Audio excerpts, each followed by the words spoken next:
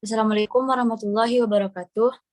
Baiklah, kami kelompok 1 akan mempresentasikan hasil diskusi kami. Yang disusun oleh Wulan Guritna dengan NIM 20042167, Suraya Humaida 20042160, dan Ade Perdana dengan NIM 20042069.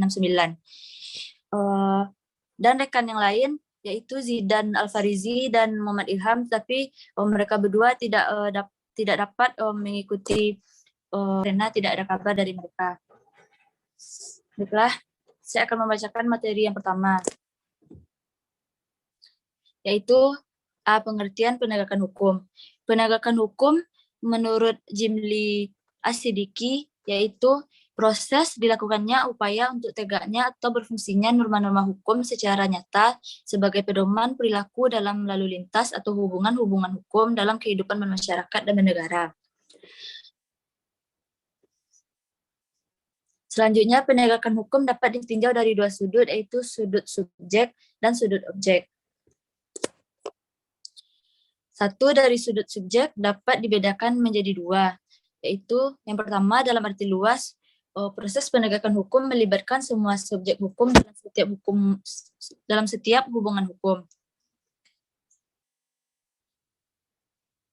Sedangkan dalam arti sempit, penegakan hukum hanya diartikan sebagai upaya aparat penegak hukum tertentu untuk menjamin dan memastikan bahwa suatu aturan hukum itu berjalan sebagaimana mestinya. Dari dua sudut objeknya, penegakan hukum ditinjau dari segi hukumnya. Pengertiannya juga dapat dibedakan menjadi dua, yaitu dalam arti luas, penegakan hukum mencakup nilai-nilai keadilan dalam aturan formal maupun nilai-nilai keadilan yang hidup dalam masyarakat. Sedangkan dalam arti sempit, penegakan hukum hanya menyangkut penegakan yang formal dan tertulis saja. Selanjutnya akan diteruskan oleh Ade Perdana.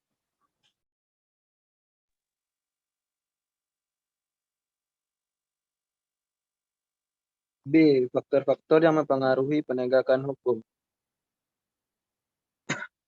1. Faktor hukumnya sendiri.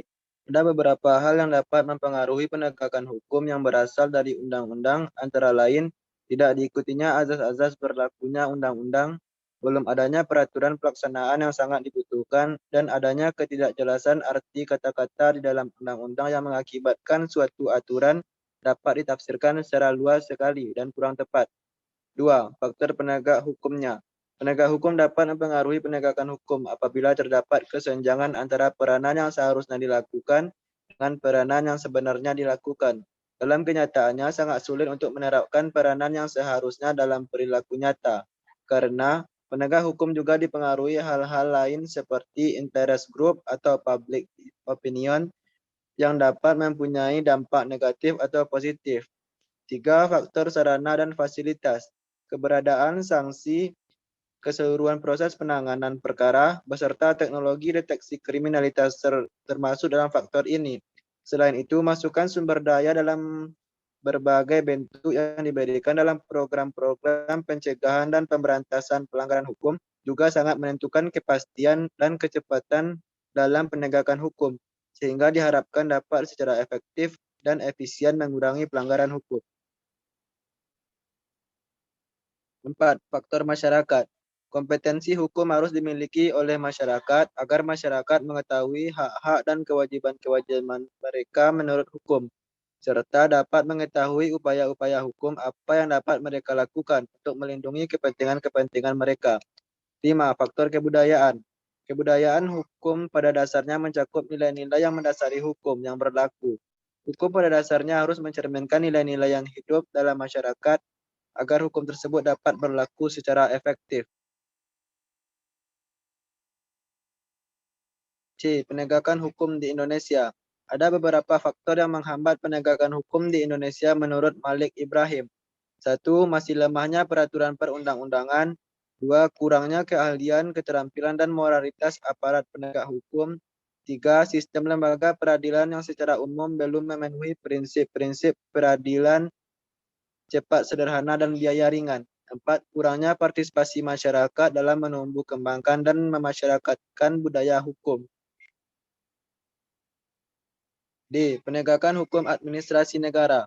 Konsep penegakan norma hukum administrasi negara atau yang dalam kepustakaan hukum administrasi negara di Belanda dikenal dengan sebutan NZDG, Handhaving Recht door Overhead, merupakan kewenangan administrasi untuk meluruskan terjadinya pelanggaran norma hukum administrasi negara guna mengakhiri pelanggaran tersebut dengan melakukan suatu tindakan nyata.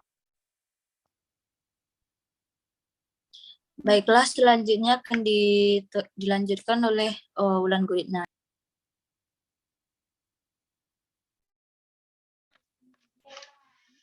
Yang selanjutnya, sanksi-sanksi dalam hukum administrasi negara.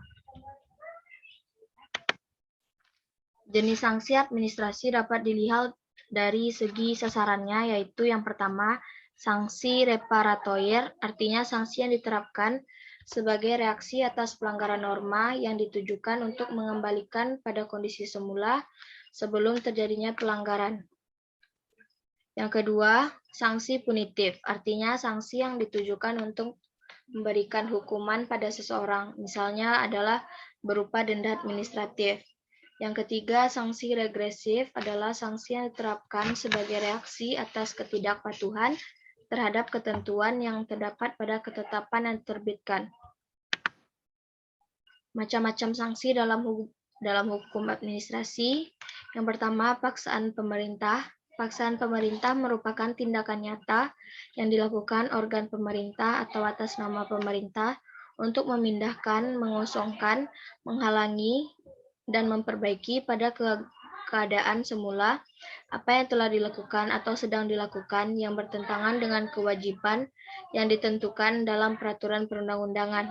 Contohnya Undang-Undang Nomor 51 PRP tahun 1961 tentang larangan pemakaian tanah tanpa izin yang berhak atau yang berkuasa. Yang kedua, penarikan kembali keputusan atau ketetapan yang menguntungkan. Ini diterapkan dalam hal jika terjadi pelanggaran terhadap peraturan atau syarat-syarat yang dilekatkan pada penetapan tertulis yang telah diberikan. Juga dapat terjadi pelanggaran undang-undang yang berkaitan dengan izin yang dipegang oleh si pelanggar. Yang ketiga, pengenaan uang paksa atau duang zom.